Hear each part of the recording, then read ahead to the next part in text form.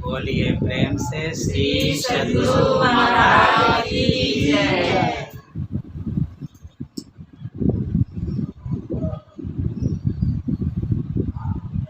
श्री गुरु चरण सरोज रज निज मन मुकुर सुधार। बरनौ रघुवर बिमल जसा जो दायक फलचारि। बुद्धिहीन तनु जानिके सुमिरौ पवन कुमार। बल बुद्धि विद्या देहु मोहि हरहु कलेश विकार।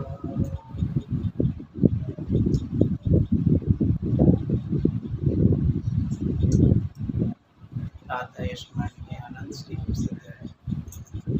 परम आराध्य संत सद्गुरु महाराज जी के परमात्मा कोटि समुपस्थित सत्संग प्रेमी बाबू माताएं आप सभी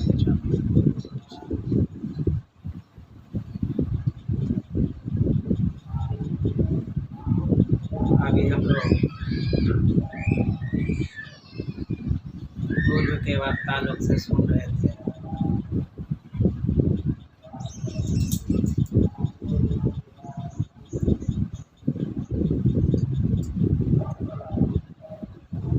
करिए गुरु सतगुरु पद से। अब कोई कह रहे थे मन तू लागी रहो यही हो। तो कोई कह रहे थे अपने जान में बहुत गए। तो कोई गा रहे थे जीवन है बेकार भजन भी।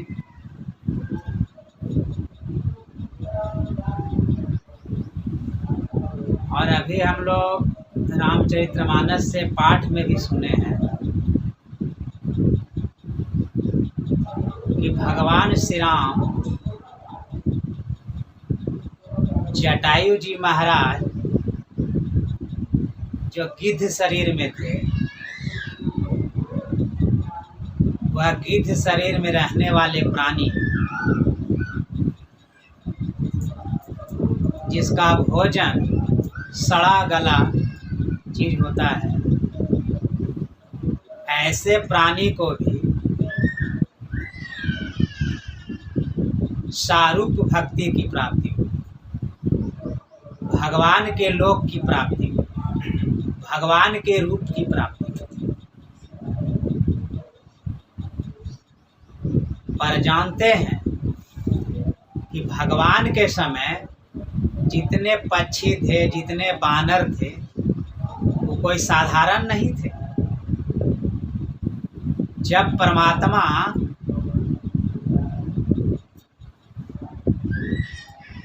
धरती पर आने के लिए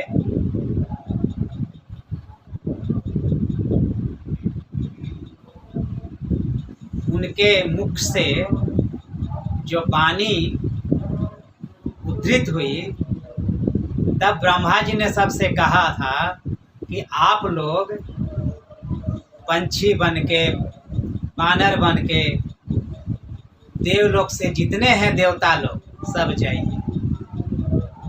वो तो साधारण नहीं था जटायु जी कि उन पर बहुत बड़ी कृपा हुई। सब वहाँ से आए थे, सब ब्रह्मा जी द्वारा नियुक्त किए हुए थे। जिनकी भक्ति बाकी थी, पूर्ण नहीं हुई, वो लोग सब आए और भगवान का सानिध्य मिला, ईश्वर का सानिध्य मिला। और हम लोग आज जो यहाँ बैठे हैं, तो हम लोग कितने बड़भागी हैं।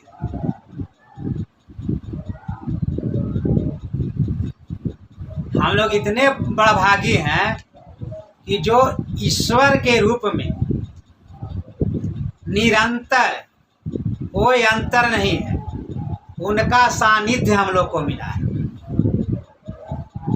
और उनके सानिध्य में अगर हम लोग अपना काम नहीं बनाएंगे तो हम लोग बड़भागी हैं कि अभागी हैं। फिर हम लोग कितना भी गाएंगे कि बड़े भाग मानुष तन पावा, ये गाने से नहीं होगा। यह शरीर को पा करके करने से होगा। तो करेंगे कैसे? तब अभी आप सुन रहे थे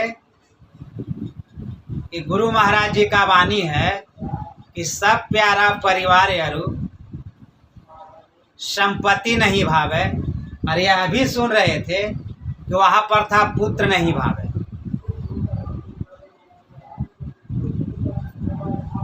तो एक पुत्र की मृत्यु हो जाती है तो वहाँ पर पुत्र के जगह पर संपत्ति शब्द जोड़ दिया गया। अब कहिए पुत्र और संपत्ति में क्या फर्क है?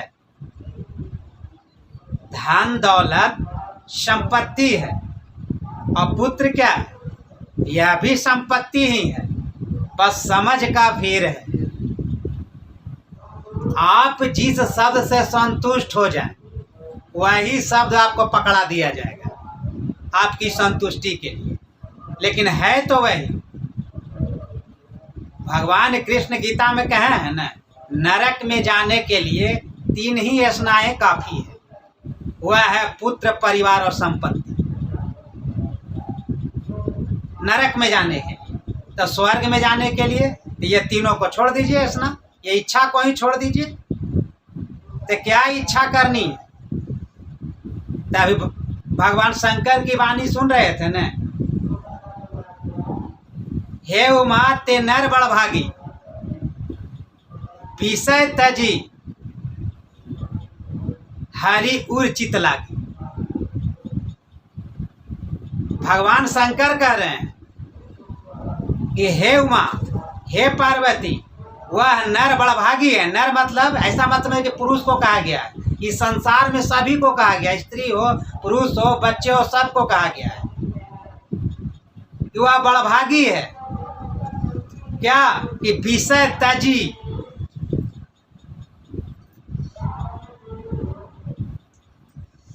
विषय को छोड़े और उसके चित्त में हरि हो। हरि मीन्स परमात्मा हो, ईश्वर हो। अभी तो आप कह रहे थे कि हमको तो ईश्वर से काम, जग रूठे तो रूठन दे। जरा हाथ उठा के कहिए तो कि आप सही सही कहे हैं। किताब पढ़ लेना संत के सामने और साधु महात्मा के सामने, हम जो हैं वही कहिए।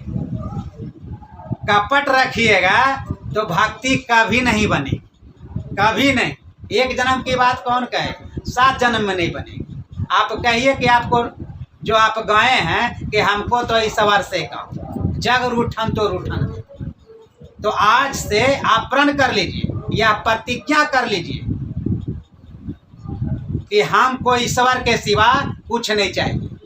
अगर हम घर से यहाँ से निकलें और मेरा बच्चा कह दे कि कहाँ गई थी, तो बोला हम भजन करने, और वो अगर कह दे कि घर छोड़ दो तो आप निकल जाइए। बच्चा का मोह नहीं होना चाहिए, घर का पति का मोह नहीं होना चाहिए, क्योंकि गुरु महाराज कहे काम क्रोध मद लोभ के नहीं बेग सतावे। यही काम क्रोध लोभ, यही लोभ है ना आपका जो सताता है। भले मंदिर में लोग जाते हैं, लेकिन मंदिर में ऐसा ही जाते हैं लोग, अंदर से कामना रहती है, इच्छा रहती है, लोभ रहता है कि कुछ लाभ हो।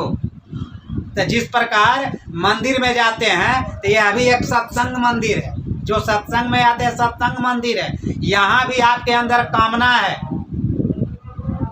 बेटा के प्रति, बेटी के प्रति, पति के प्रति, अपने शरीर के प्रति जग रूठन तो रूठन दे, कह तो दिए, लेकिन जग इस संसार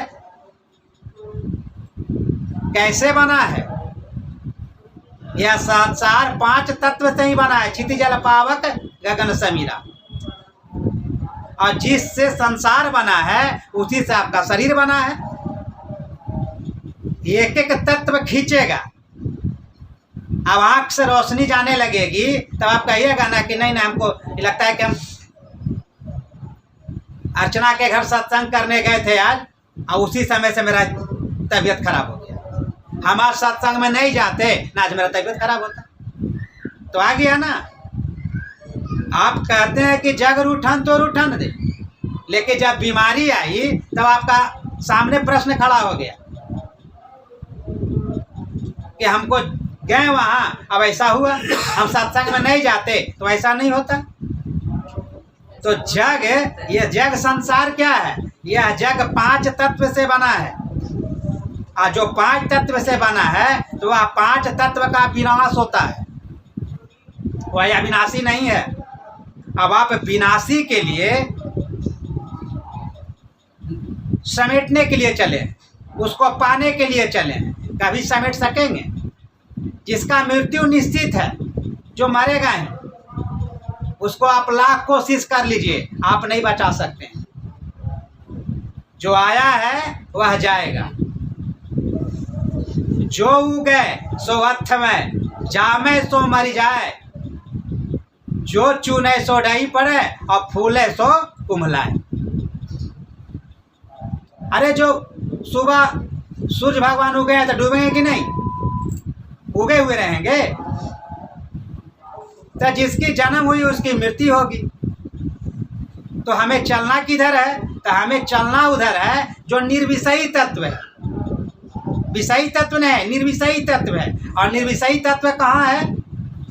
गुरु महाराज जी कहते थे कि लोग मेरे पास आते हैं तो सबके पास समस्या होती है। किसी के पास पति की समस्या, किसी के पास पत्नी की समस्या, किसी के पास पुत्र की समस्या, किसी के पास घर द्वार की समस्या, किसी की पद की समस्या। कहते हैं ये सब इस संसार में आपको रहने के लिए चाहिए, लेकिन यह नहीं चाहिए कि आपको मुक्ति भी इसी संसार में रहते हुए मिल जाए, आपको शांति भी इसी संसार में रहते हुए मिल जाए। ये नहीं चाहिए। ये कब चाहिए? क्या मरने के बाद मिलेगी? यह मुक्ति तभी मिलेगी जब तक यह शरीर है। जो यह सोचते हैं कि शरीर छूट जाने के बाद मुक्ति मिलेगी, तब वह समझिए भ्रम में। यह शरीर छूटता है, इसके साथ भी 4 शरीर है, वह कहाँ छूटा आपका? स्थूल तो छूटा, सूक्ष्म शरीर छूटा ही नहीं, कारण शरीर छूटा ही नहीं, महाकारण शरीर छूटा ही नहीं, केवल शरीर छूटा ही नहीं। 4 शरीर तो रहिए गया, तो मुक्ति मिला कहाँ से आपको? तो मुक्ति और छुटकारा जब भी मिलेगी तो इसी शरीर से मिलेगी। और इस शरीर से क्या करना होगा? तो गुरु महाराज कुर्सेला में महाधिवेशन था, और उस समय कुर्सेला के मंच पर गुरु महाराज कहे थे कि लोग को हमेशा शिकायत रहती है कि गुरु की कृपा नहीं होती है, गुरु की कृपा नहीं होती है। मैं इस मंच से कहता हूँ कि गुरु के कृपा की कौन कहे। यहाँ से सैकड़ों मील हिमालय के कंदराओं में हजारों हजार साधु महात्मा गुफा बना करके, कुटिया बना करके भजन में दिन रात रत हैं। गुरु के कृपा के साथ साथ अगर आप साधु महात्मा के कृपा चाहते हैं तो जो गुरु आपको आदेश दिए हैं तो वह हिमालय में रहने वाले साधु महात्मा की कृपा तत्क्षण आपको प्राप्त हो जाएगी। श्री सद्गुरु महाराज की जय। तो कह तो दिए बहुत जल्दी श्री सद्गुरु महाराज की जय, लेकिन इसके बाद भी गुरु महाराज कहें कि कृपा कब होगी? जब आप कोशिश करेंगे, जब आप मेहनत करेंगे, तब कृपा होगी। जब तक आपका प्रयत्न नहीं होगा, कृपा नहीं होगी। कहता है करता नहीं, और मुक्का बड़ा लबार, आखिर धक्का खाएगा साहिब के दरबार। हम मुख से तो कह देते हैं कि हम करते हैं, लेकिन आप जानते हैं कि त्रिकाल संध्या जो नहीं करेंगे तो क्या इस तरह से बैठ सकेंगे? जब तक आपका आसन ही ठीक नहीं होगा तो आपका जो मेरुदंड सीधा कैसे होगा? और जब तक मेरुदंड सीधा नहीं होगा तब तक आपकी जो सुखमना है या 3 नाड़ी जो है, ये 30 नाड़ी का शोधन कैसे होगा? अभी तो बैठना ही नहीं सीखे। इसीलिए गुरु महाराज कहते थे कि साप्ताहिक सत्संग में हर व्यक्ति को आना चाहिए जितने दीक्षित हैं, क्योंकि आप सत्संग में आएंगे तो बैठते बैठते एक दूसरे के साथ रहते रहते आपको भी लसंग लग जाएगा, आदत पड़ जाएगी। और जब आदत पड़ जाएगी तो थोड़ा थोड़ा करते करते थोड़ा थोड़ा रस भी मिलने लग जाएगा।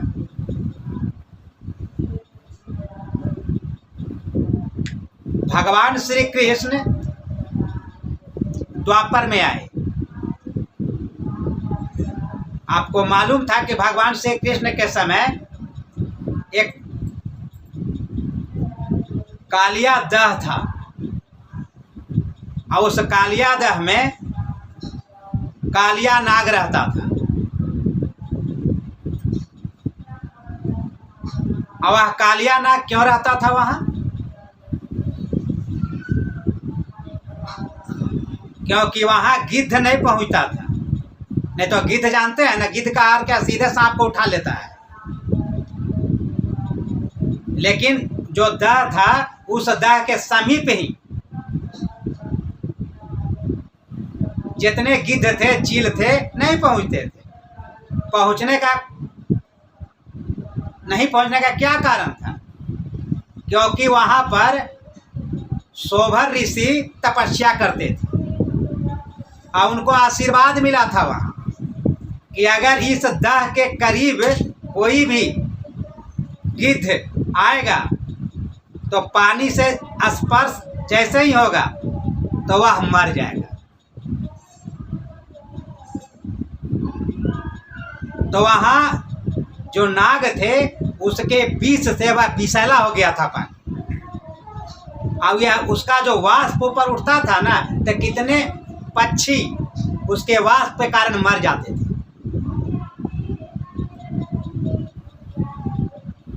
लेकिन उस समय भगवान कृष्ण का अवतरण हो चुका था।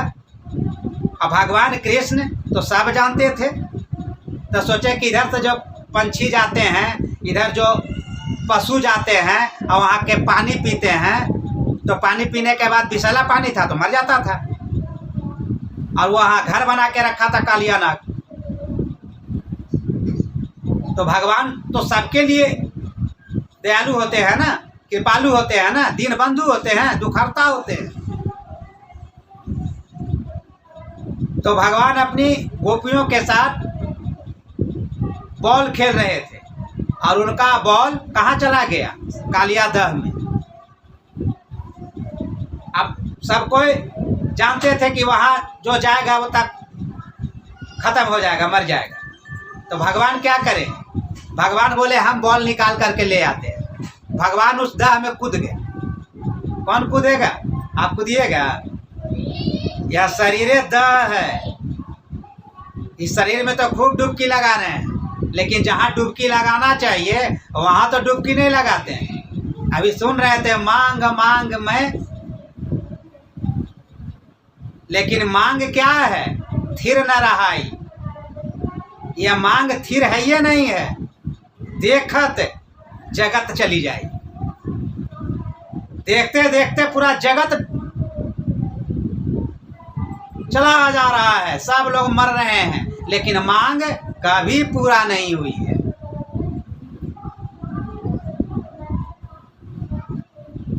मांग तो बहुत है। तो भगवान श्री कृष्ण सबका मांग था ना, बॉल खेल रहे थे, लेकिन किसी का हिम्मत नहीं हुआ। लेकिन भगवान मांग को पूरा करने वाले हैं, सबकी याचना को पूरा करने वाले हैं, सबकी इच्छा को पूरा करने वाले हैं। एक ईश्वर ही तो है।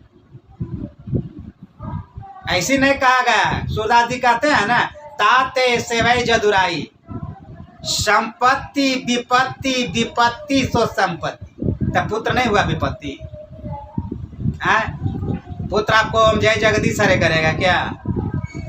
जरा सा पुत्र टेढ़ा चलिए तो कैसा लक्कड़ लगा देता है तुरंत सीधा करने के लिए। बाप को भी सीधा कर चिपने लगता है, तुरंत लक्कड़ लगा देगा वो।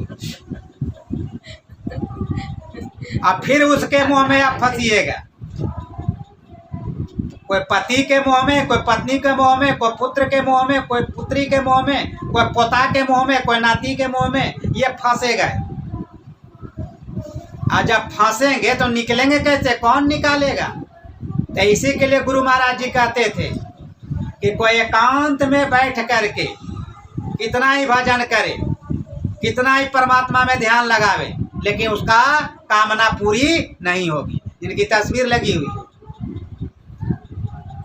तब कहते हैं कैसे होगा? तो जब तक सदयुक्ति उन्हें नहीं मिलेगी।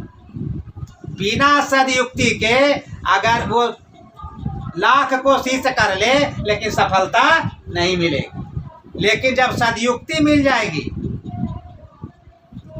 और तब वह कोना में बैठ करके ध्यान करेंगे और वहाँ पर मन लगाएंगे, तब उनको सफलता प्राप्त होगी। तो भगवान श्री कृष्ण कूद गए दाह में, और जब दाह में कूद गए तो कालिया नाग भगवान को लपेट लिया। अभी सुन रहे थे ना कि गुरु महाराज जी को भी कितने लोग जला दिए। कबीर साहब का 72 कसनी तरह से, इसके बाद ध्रुव जी, प्रहलाद जी पर कितना तरह से सजा दिया गया, लेकिन सजा उनको परमात्मा से विलग नहीं कर सका।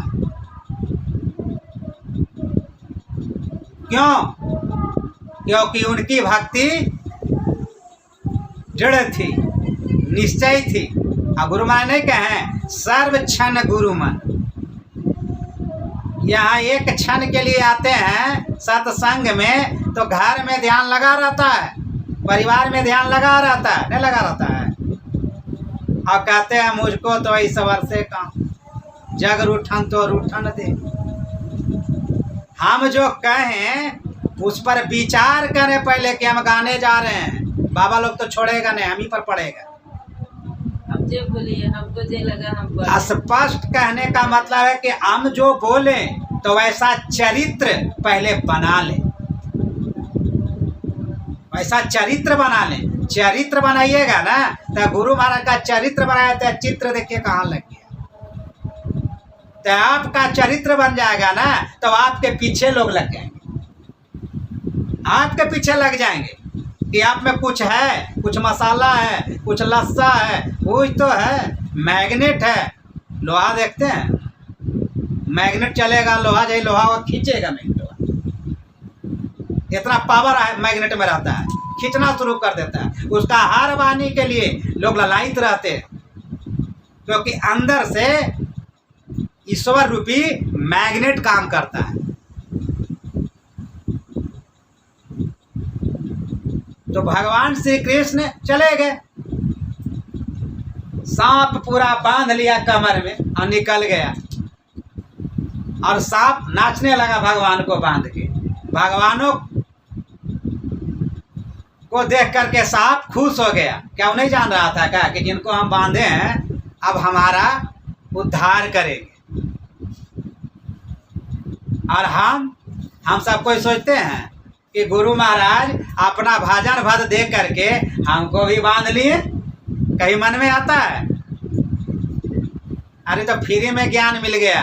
कोई बाबा आए थे, भूले भट के आए, 2 अक्षर के मंत्र बता दिए, बाबा गए चरे, हम जा घर में पानी भरे। हाँ, बाबा तो चर ही ले चल गए। वो आए, खाए पिए, पैसा लिए, चल दिए यहाँ से, और हम पानी भर रहे, खाना बनाना है ना।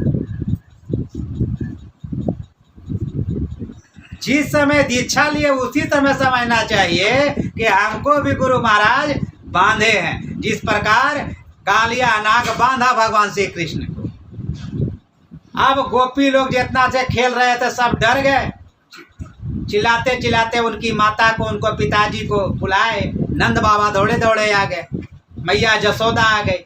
अब सब डर गए, अब क्या होगा, मेरा लल्ला तो गया।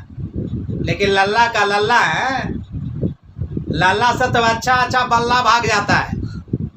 वैसे लल्ला थे, तो ये लल्ला नहीं है क्या? ये लल्ला भी जिनको गल्ला में पड़ गया ना, उसका सब छल्ला खत्म हो जाएगा। श्री सतगुरु महाराज की जय। गुरु महाराज को भी लाला कहते थे, बाबा देवी साहब, समझे? तो वहाँ भगवान श्री कृष्ण देखे कि अब माँ भी परेशान है, पिताजी भी परेशान है, हमारे सब बंधु ये भी परेशान है।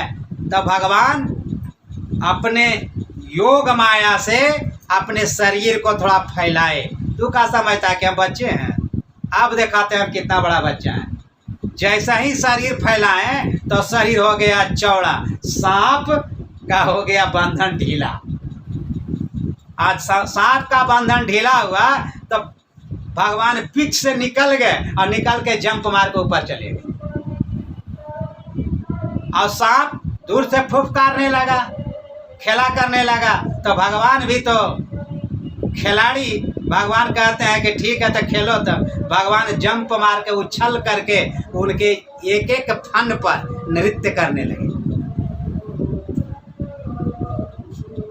नृत्य करते करते उनका सब फन कुचल गया।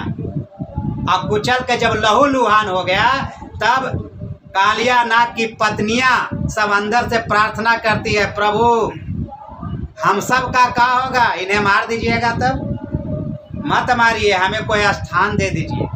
तो भगवान उन्हें फिर एक जगह स्थान दे दिए, रमणी का स्थान दे दिए उसी तरह में, और वो रहने लगे और उस पानी से विष खत्म हो गया। तो कहने का मतलब है यह एक रूपक है। कालिया नाग कौन है? कालिया नाग हम सब बैठे हैं ना, हम सब का मन कालिया नाग है, ये मान लीजिए। और मन कहाँ लगा है? मने तो लगा हुआ है धन में, परिवार में, पुत्र में, प्रतिष्ठा में, नहीं लगल है मन। महापुरुष कहते हैं कि ये मन कालिया नाग है। और कालिया दह जो आपके मन में स्नाएं उठती है, जो इच्छाएं उठती है, एक एक इच्छा वह कालिया दह है।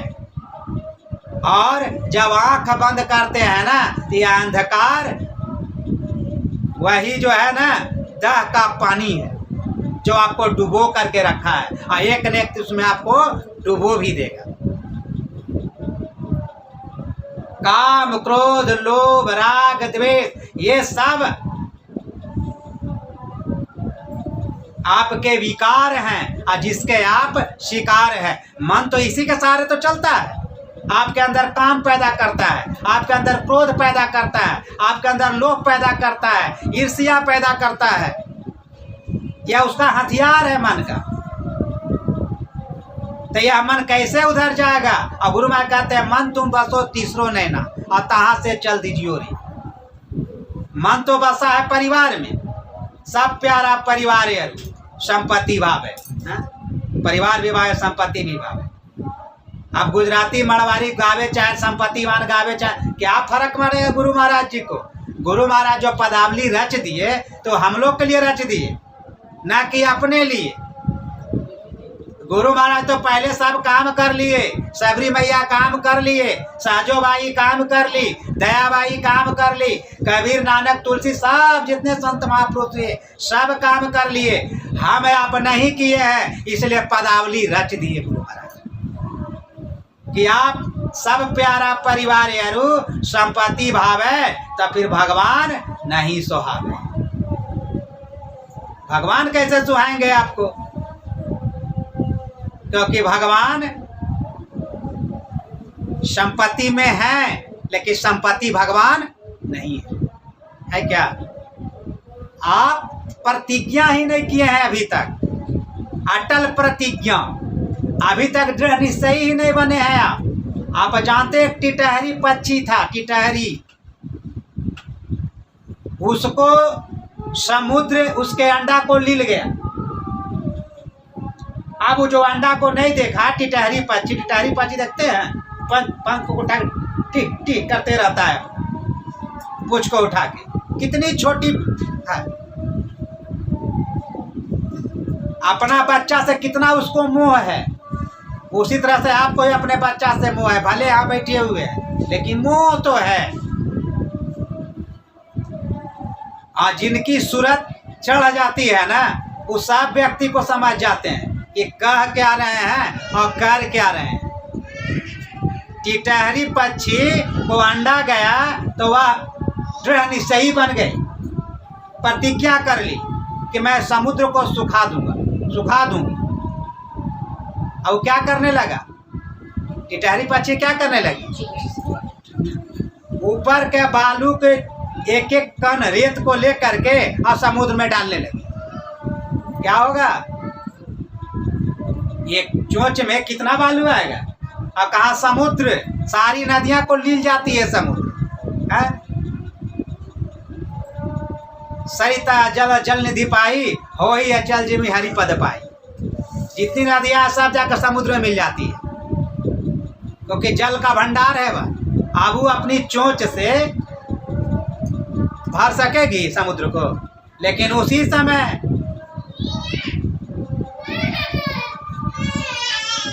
जानते हैं अगस्त मुनि उसी किनारे पर, समुद्र के किनारे वह भी भजन कर रहे थे, और उनकी कमंडल को गायब कर दिया। पानी का बहाव आया और भी लील गए। तो आप जानते हैं अगस्त मुनि क्या किए, बस हाथ लगाए और एक चुरू पानी निकाले, और जैसा ही मुंह में लगाए सारा समुद्र का पानी पेट के अंदर, समुद्र सूख गया। टिटहरी पक्षी पूरा खुश, उसका काम हो गया ना। तो संत महापुरुष कहते हैं कि उसकी प्रतिज्ञा निश्चित थी, तो उसकी प्रतिज्ञा का रक्षा परमात्मा कर ली। आपकी प्रतिज्ञा कहाँ गई, आप अभी तक प्रतिज्ञा ही नहीं किए। कहा तो दिए कि मुझे सिर्फ ईश्वर से काम, जिस समय दीक्षा लिए अब हमको कुछ नहीं करना है। संत मत के सत्संग जहाँ भी होगा, जो भी प्रोग्राम होगा, हमको जाना है। घर उठन तो रूठन, अपनी मेहनत से कमाएंगे। अब गुरु महाराज नहीं कहे हैं, चाहे बच्चा हो, चाहे जुआन हो, चाहे बुढ़ा हो, कोई भी हो, स्त्री हो, पुरुष हो, जो संत मत में चलता है ना, तो संत मत में चलते चलते उसे रोटी कपड़ा मकान की कमी। श्री सद्गुरु महाराज की जय। यहाँ तो हम हैं संत मत में, लेकिन हमारा ध्यान किधर है, घर में। हमेशा सताते रहता है, हमेशा चिंतन में रहते हैं। तना खुदा ही मिला न विशाले सनम, न इधर के रहे ना उधर के रहे। वह परमात्मा कैसे मिलेंगे। आप जानते हैं कथा प्रसंग बेकार नहीं होता है। भगवान श्री कृष्ण के साथ में रहते थे ना पांचों भाई, युधिष्ठिर जी महाराज, भीम जी, अर्जुन, नकुल, सहदेव साथ में रहते थे। और मालूम है युधिष्ठिर जी धर्मात्मा थे। युधिष्ठिर जी महाराज पूछे, प्रभु हम लोग इतना यज्ञ करते हैं, इतना धर्म कर्म करते हैं, इतना सात्विक वृत्ति के हैं, ये सब कहानी सबके लिए है। आप भी कहते हैं कि हम खूब सत्संग करते हैं, खूब अगरबत्ती दिखाते हैं। अरे नहीं दिखाते हैं तो सांस कभी कभी तो नजर आइए जाते हैं। तुलसी मैया में चाहे कभी कोई पेड़ में नजर, बाबा लोग का नज़र बड़ी तेज होता है, घंटी हिलाते हैं, देख लेते हैं, बाबा लोग का आँख बड़ी तेज होता है। तो जब करते हैं चुप्पे चुप्पे, तो उसी तरह जुड़सी बात के इस तरह का सब कर्म हम लोग सत्कर्म करते हैं, लेकिन हम लोग को विपत्ति छोड़ता ही नहीं है, दुखे में है। ये दुर्योधन को देखिए तो, दुर्योधन सब दुष्कर्मे करता है, उसका एक भी सत्कर्म नहीं है, लेकिन फिर भी देखिए मजे में रहता है, ठाट से रहता है।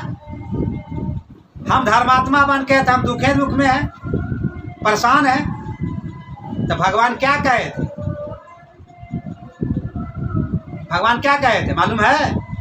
भगवान श्री कृष्ण कहते हैं, युधिष्ठिर जी आप लोग आज तक दृढ़ निश्चयी नहीं बने।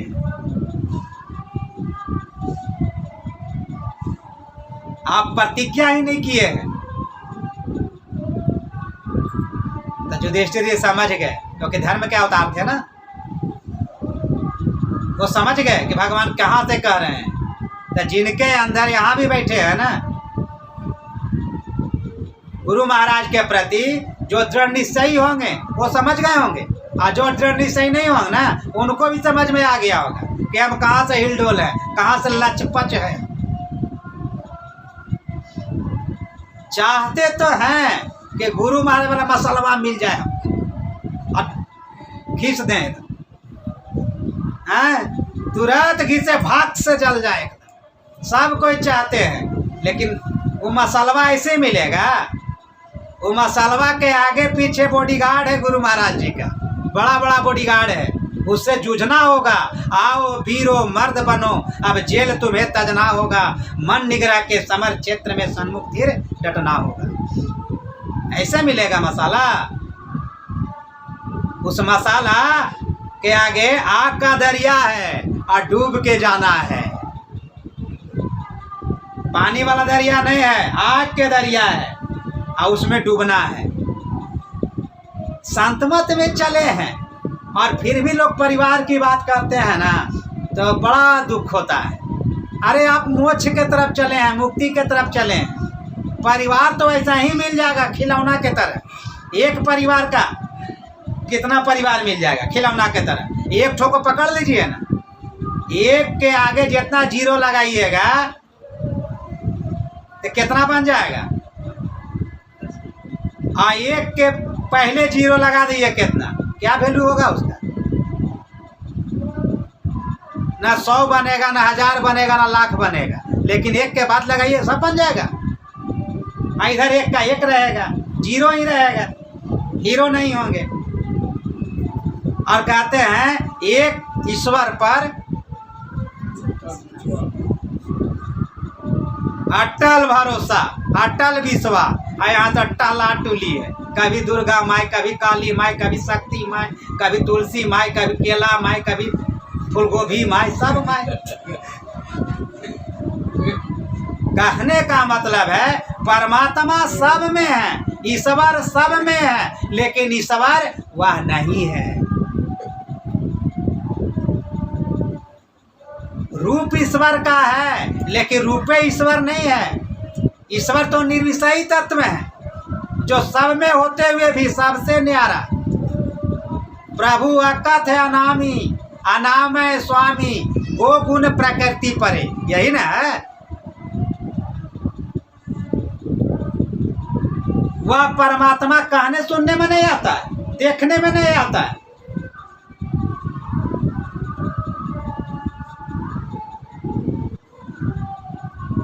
भगवान के सामने अब अर्जुन क्या बोले? भगवान क्या कह रहे हैं? हम तो दृढ़ निश्चयी हैं, हम दृढ़ निश्चयी हैं। अर्जुन कह दिए कि मेरा अटल विश्वास है, मैं प्रतिज्ञा करता हूँ अब कि हम लोग भक्तिवान हैं, भक्ति ही करते हैं, और भक्ति के कारण ही ना आप हम लोग के साथ हैं, उनके साथ नहीं है। भगवान कहते हैं अर्जुन तुम्हारा अहंकार बोल रहा है, तुम्हारा हौवे बोल रहा है, हम लोग भी उसी में से हैं। गुरु महाराज के पैसा रह के गुरु महाराज जी पर तो अहंकार करना ही चाहिए कि हम लोग को कोई है चाहे नहीं, लेकिन मेरा बाप हम लोग के साथ है, ये अहंकार होना ही चाहिए। लेकिन मेरा बाप कहा क्या है, उसको भी अक्षरशः पालन करना, तब बाप न खुश होंगे। कैसे खुश हो जाएंगे?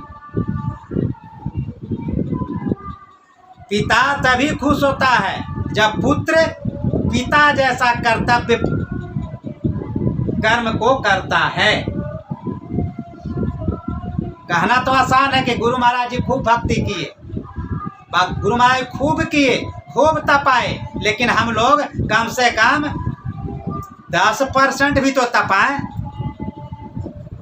10% भी तपाएंगे ना तो पिता हम लोग से बहुत खुश हैं। श्री सद्गुरु महाराज की जय। भगवान कृष्ण उनके तेवर को देख के समझ गए, बोलती ऐसे नहीं समझेगा, क्योंकि अर्जुन है तो इंद्र का बेटा, उन्हीं के अंश से न हुए थे। और देवराज इंद्र कैसे हैं, कहना ही नहीं है। और धर्मराज थे, समझ गए भगवान के सामने, दोनों अपने समझ गए। जिनके अंदर धर्म का वो एक बार उपदेश के समय वो अपने आप को हमेशा वास करता रहेगा, हमेशा वास करेगा कि यह वाणी हम ही पर नहीं बोला गया है, सबको बोला गया है। और जब सबको बोला गया है तो हमको भी पालन करना है इस वाणी।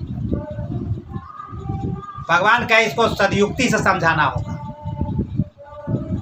भगवान कहे अर्जुन सायंकाल का समय है, चलो थोड़ा समुद्र की ओर टहल लेते हैं।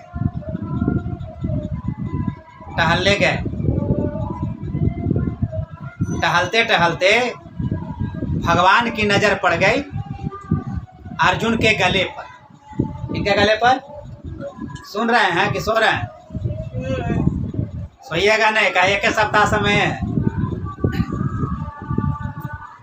तो एक सप्ताह के बाद परिनिर्वाण दिवस है, इसीलिए कह रहे हैं। आप लोग यह मत समझ जाइए एक सप्ताह के बाद, अभी तो जयंती मना लिए हैं हम लोग परिनिर्वाण दिवस भी खूब अच्छा से मनाना है, खीर पूरी सब्जी के साथ मनाना है। कैसे होगा उसका व्यवस्था करना है, सब हो जाएगा, समझे? क्योंकि गुरु महाराज जो ज्ञान दिए हैं ना, सब कुछ दे करके भी, सब कुछ लुटा करके भी गुरु महाराज जी के इस ज्ञान को हम लोग कुछ भी नहीं समझिए, कुछ भी नहीं किए। इतना महान अनुपम ज्ञान, अनमोल ज्ञान गुरु महाराज दिए, सस्ते में। जीव हित आप ही आवे, सूरत को आई तारा है। हम लोग को तारने के लिए आए गुरु महाराज। जिस जिस को गुरु महाराज के ज्ञान मिल गया, तस्वीर मिल गया, रूप मिल गया, समझ जाइए कि हमारा बड़ा ही पुण्य उदय हुआ है, जो हमारे सद्गुरु महर्षि नहीं परमहंस जी महाराज हमारे जीवन में है। भगवान श्री कृष्ण बोलते चलो, चले गए, गले में देखे माला, बोलते अर्जुन ये माला हमको दे दो। अर्जुन को तो दे देना चाहिए। अर्जुन कहते हैं नहीं नहीं, यह माला हम नहीं दे सकते आप। बोलता है क्यों? तब बोलता है ये इंद्र देव का माला है, अगर यह माला हम दे देंगे तो बहुत बड़ी हानि हो गई। तब भगवान श्री कृष्ण कहते हैं क्यों हानि होगी? तो कहते गला कट भी जाएगा ना तो भी हम माला नहीं दे सकते। अब आया ना बात, भगवान के साथ है। आज हम लोग गुरु महाराज के साथ है। गुरु महाराज सब जगह हैं, कण कण में हैं, सब रूपों में हैं, लेकिन गुरु महाराज का स्थूल शरीर के साथ आज हम लोग नहीं हैं। अगर स्थूल शरीर के साथ होते ना तो तुरंत उसमें गुरु महाराज कह देते कि आप में कौन सी बीमारी लगी हुई है, कौन वाला पेच आपका ढीला है, अच्छा से गुरु महाराज टाइट कर देते। अभी तो छुपा लेते हैं बात को ना, और गुरु महाराज कहते हैं ना कि आप क्या हैं, मेरे सामने बैठने के लायक है। पूरा बतला देते गुरु महाराज के कहाँ से आए हैं, क्या है आप में लगा नहीं है, इसलिए हम लोग बैठ रहे हैं आराम से। ना कोई बाबा बता पाते हैं सच्चाई को, और गुरु महाराज तो अंतर्यामी थे। भगवान कृष्ण सब जान रहे थे अर्जुन के बारे में ना, लेकिन तो पर भी अर्जुन बोला गला कट जाएगा तैयो माला को नहीं देंगे। बोला चलो अच्छी बात, ठीक है। शाम के समय था, भगवान कहे हम थोड़ा सा बैठते हैं भजन करने के लिए, अभी भी शाम का समय है। त्रिकाल संध्या हम लोग को मिला है। अब देखिए, आप इसी से प्रसंग से दिखा लीजिए, समझ लीजिए कि भगवान कृष्ण भी त्रिकाल संध्या करते थे। भोर में भी करते थे, शाम के समय भी करते थे। वो शाम के समय कहते अब संध्या बंदन थोड़ा करने, भगवान बैठ गए। अर्जुन कर्मकांडी थे, वो चले गए नहाने, सोचे हम नहा के करेंगे। नहाने गए तो नहाने के पहले तो कपड़ा ऑटोमेटिक है उतार के रख देते हैं लोग। कपड़ा उतार करके रख दिए और नहा करके जैसे ही पानी में एक डुबकी मारे और डुबकी जैसे ही वो निकाले, ज़्यादा समय हो गया क्या, जैसे ही डुबकी से निकाले सामने एक सिंह दहाड़ा, खूंखार आवाज में दहाड़ा। आप वो जो देखे तो पानी में भयभीत हो गए।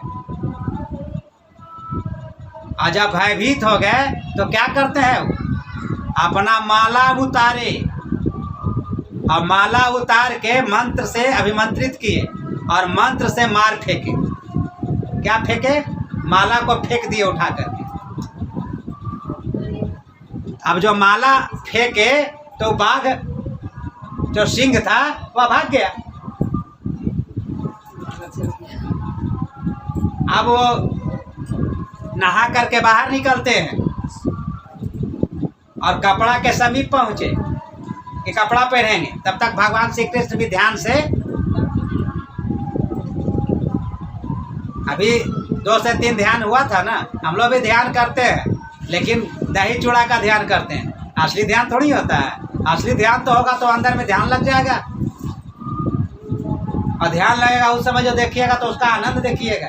इसके बाद देखिएगा कि कितना आपको आनंद, कैसा आपका चेहरा पर शांति रहेगा, हवा रहेगा। भगवान श्री कृष्ण आए तो आते देखे अर्जुन, तो अर्जुन कहने लगे भगवान भगवान अभी हम स्नान करके जैसे ही पानी से निकले एक बाघ आ गया, सिंह को देखे दहाड़ा, तो हम मंत्र के प्रभाव से उसको भगा दिए। तो कहते हैं भगवान कि ठीक है भगा दिया ना, तो बोलते हैं हाँ, तो कपड़ा पहन। कपड़ा पहने तो जैसे ही कपड़ा उठाते हैं तो वो जो माला निकाल के फेंका था वो कपड़े पास आके गिरा था। कपड़ा के नीचे माला देखे, भगवान कहते हैं अर्जुन तुम तो कहा था गला कट जाए, सर कट जाए लेकिन माला नहीं उतारे। माला कैसे उतर गया, कैसे उतर गया माला? इसी तरह से हम लोग हैं, गुरु माँ से प्रतिज्ञा किए है ना कि सत्संग नित्य और ध्यान रहिए, करत संलग्न हो और व्यभिचार, चोरी, नशा, हिंसा, झूठ तजना चाहिए। ये 5 करते हैं। अरे बोलिए, सदगुरु गुरु के सिवा मुझको तो दुनिया से काम। कहते हैं गुरु महाराज हमेशा कहे झूठ मत बोलिए, चोरी मत करिए, नशा मत कीजिए, हिंसा मत कीजिए, व्यभिचार मत कीजिए। अगर ये नहीं कीजिएगा ना तो छोड़ दीजिएगा ना तो इसके बाद गुरु महाराज का भक्ति ये बचता है। छोड़ दीजिए कि गुरु महाराज का भक्ति कैसे नहीं होगा, फिर तो भक्ति ही है। कहते हैं अर्जुन तुम तो कहा था अभी कि भगवान हम मंत्र के प्रभाव से सिंह को भगा दिए। मंत्र के प्रभाव से नहीं, ये माला के प्रभाव से भगाया था। अरे तू हमको एक माला के लायक भी नहीं समझा। जीवन माला के लिए था कि माला जीवन के लिए? गाते तो हैं, बड़ा अच्छा भजन ही भी गाए हैं। जीवन है बेकार भजन बन दुनिया में। भजन कितना करते हैं, भजन कितना करते हैं? भजन करिएगा ना तो व्यवहार बदल जाएगा, व्यवहार बदल जाएगा, विचार बदल जाएगा, आदर्श बदल जाएगा। आप जिनको देख लेंगे ना उनको शांति मिलेगी, उनको सुकून मिलेगा, उनको आनंद मिलेगा। कहते हैं जीवन माला के लिए है कि माला जीवन के लिए? अरे जीवन तो हमको परमात्मा के लिए है, और परमात्मा सामने बैठे हैं, खड़े हैं ना। आज हम गुरु माया के सामने बैठे हैं, सब जितना कहते हैं उतना करते हैं। कहते हैं गुरु भगवान श्री कृष्ण कहते हैं, अरे तू अगर दृढ़ निश्चयी होता ना, ईश्वर पर भरोसा होता ना, तब तुम्हें ना माला फेंकना पड़ता, ना मंत्र जपना पड़ता, बाघ आता ही नहीं। आज तक दृढ़ निश्चयी नहीं बना है, इसीलिए हम लोग दृढ़ निश्चयी बने। हम लोग को अटल विश्वास होना चाहिए कि गुरु महाराज जो कह दिए हैं वही हमको करना है, अनट बनट कुछ नहीं करना है। और जो गुरु महाराज की कहे हुए उपदेश को, आदेश को अपने जीवन में उतारेंगे तो उनको भक्ति करना नहीं होगा, भक्ति स्वतः हो जाए। श्री सतगुरु महाराज की जय। यही थोड़ा सा आप लोग को वाणी में कहा। बोलिए श्री सतगुरु महाराज की। के बाद